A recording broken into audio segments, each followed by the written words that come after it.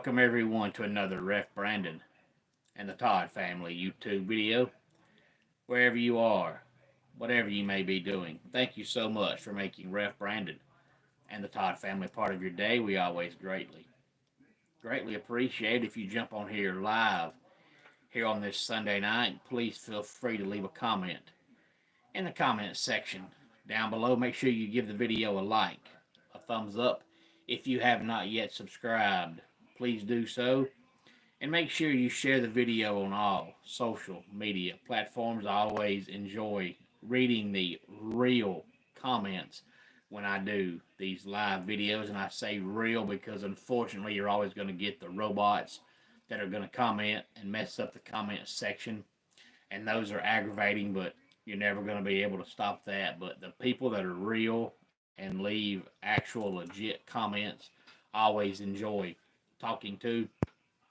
If you have any comments about the week of college football, and I say that because now we're in the midst of college football being on Tuesdays, Wednesdays, Thursdays, Fridays, and Saturdays, or any comments about the NFL action today, please feel free to let me know.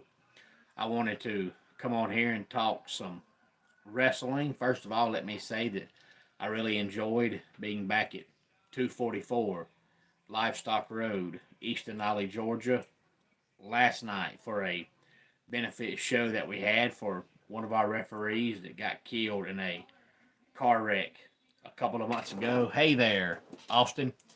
And then let me say that our next SWA show will be coming up on the second Saturday of December, which I believe is December the 14th. Hey there, DeGray, glad to have you here.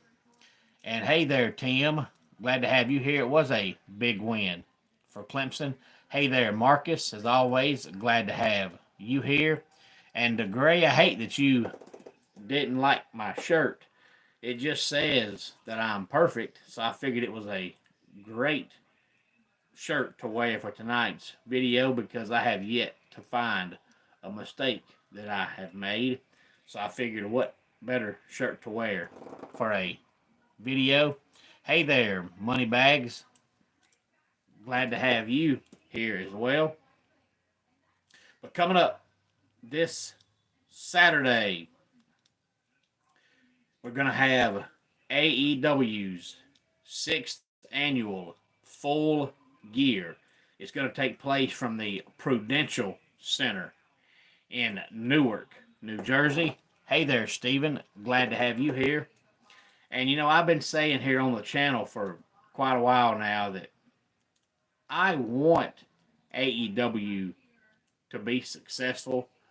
I don't know why anybody wouldn't want them to be successful if you're a wrestling fan, because the more wrestling you have that's successful, the more wrestling you have on TV. And if you're a wrestling fan, you should want wrestling on TV every single night.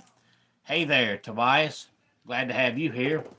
So I don't see why you wouldn't want a promotion to succeed, but I've been saying for months now that, the biggest problem with AEW is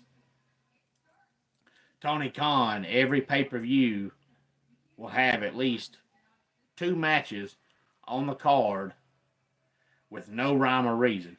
He just wants to get every wrestler on the card, so he'll have at least 2 matches that get signed to the card either the day of the show or the night before, and then when it comes time for the match, you're wondering, why are these matches happening?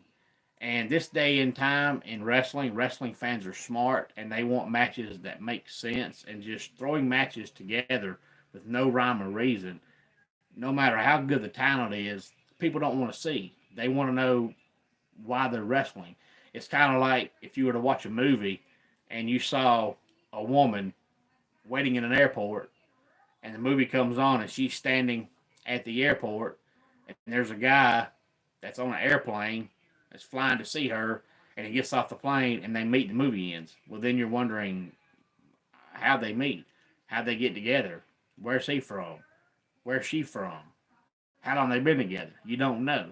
That's kind of what happens when you just take two or more people and just put them in a random match with no rhyme or reason. And Tony Khan does it every single pay-per-view. And on top of that, they're 7 hours long, which is way too much wrestling. And then you have three different TV shows. And then you have Ring of Honor, which is supposed to be separate wrestlers, but yet it doesn't have a TV show. So they get thrown on the same program as the other guys. And it just doesn't make any sense. And somebody posted on social media, I want to say either last night or early this morning, wanting to know why AEW is struggling so bad. And I just got on there and said, look, they've got too many TV programs, and it's oversaturation with 7 hour pay-per-views, and they've got too many matches that just do not make sense. And there were other people in the comments section that said pretty much the same thing, so hopefully more and more people will see that, and Tony Khan will stop doing this. Hey there, Janelle. Glad to have you here. Austin, I watched ECW a long time ago. I don't know if you're old enough to remember the original ECW, but when I was in middle school, when I want to say early high school, it came on a local channel where I lived at the time at midnight on a Saturday night, I believe it was. And it was on for an hour, and it was always pre-recorded, and you would see basically one whole match that they had recorded sometime, and then before that match and after that match, they would show highlights of other matches and talk about the upcoming pay-per-views, and I really loved it. Hey there, Trenton. Glad to have you here, but I'm talking about back in the days when it was Taz, the Sandman, Tommy Dreamer, PG-13. I think they had a guy named White Trash, I believe. I'm going way back in the day, but that's when ECW was the original thing, and it was really, really good back in those days. When Vince McMahon brought it back a few years back and put it on Tuesday nights on Sci-Fi, it just wasn't the same thing. But the original Paul Heyman ECW was good. But anyway, on to AEW's 6th annual Full Gear taking place this upcoming Saturday. Right now, there's only 9 matches, so you know there's going to be at least 1 or 2 more added because Tony Khan has 10, 11, 12 every pay-per-view. Right now, we got Big Boom, AJ versus QT Marshall. MJF versus Roderick Strong. Hey there, media. Glad to have you here. Jay White versus Hangman Adam Page. Private Party versus the Outrunners versus Kings of Black Throne versus the Acclaimed in a 4-way tag team match for the World Tag Team titles. Hey there, Lanny. Glad to have you here. All you folks commenting tonight, I appreciate it. If you have not yet subscribed to the channel, please do so. It takes about 2 seconds, and it helps the channel out tremendously. Make sure you give the video a like and a thumbs up. Hey there, Sing. Glad to have you here. And the Young Bucks are the other thing that's killed AEW. I have never liked the Young Bucks. I've always thought they've sucked. I'll always think they suck. And they came back to TV and kept those tag team belts and refused to lose them. And thank God they're finally back off TV again. Now watch the ratings start going up because I'm not the only person that does not like the Young Bucks. They're good for absolutely nothing. They suck. They've always sucked. They'll always suck. They try too hard, and I've always thought this back when they were Generation Next in TNA years ago. I've always thought they try too hard to be the Hardy Boys, and I just don't like it. Don't be generic. Be yourself. And I know they can do something besides trying to be the Hardy Boys. And Austin, I loved WCW back in the day, but also back in my day was when you had the Monday Night Wars, and I also liked WWE, so it was hard for me to watch Nitro because I watched Raw.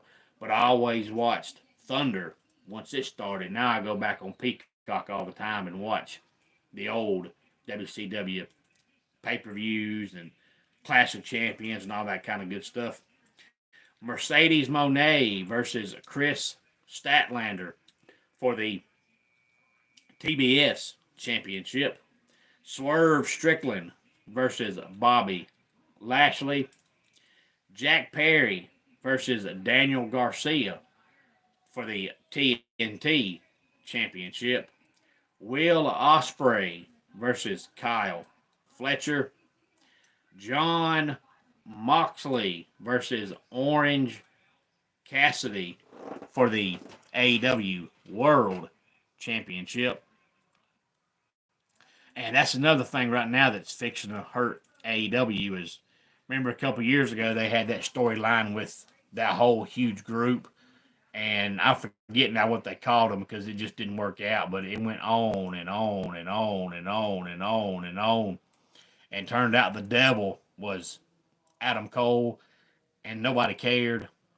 Well, now they've started this storyline with John Moxley, and it looks like it's going nowhere because it's gone on long enough to reveal who this is supposed to be that Moxley's talking to, and it's just not happening. So I don't know if Tony Khan started it hoping he had somebody in mind and it just didn't work out, or if he had somebody in mind and then that person changed their mind, or if he just started it without having an ending and now it's gone on and he don't know how to end it.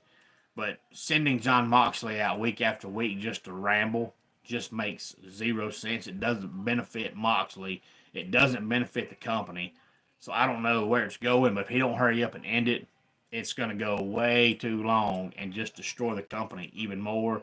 But those are the 9 matches on tap right now for the 6th annual AEW Full Gear taking place this upcoming Saturday night from the Prudential Center in Newark, New Jersey. Hey there, Viking. Glad to have you here. But let's go ahead and get our dad joke of the day in here.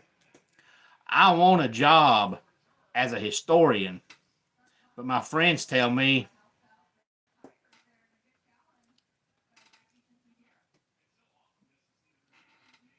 I'm sorry, I cannot read my own writing. Let's try the other dad joke that I have. Where did Noah keep his bees? In the archives. And that does it for today's Ref Brandon and the Todd Family YouTube video. Until next time, it's Ref Brandon saying, just like in pro wrestling, life can be over by the count of 3. Tell your friends and family how much you love them. Bye.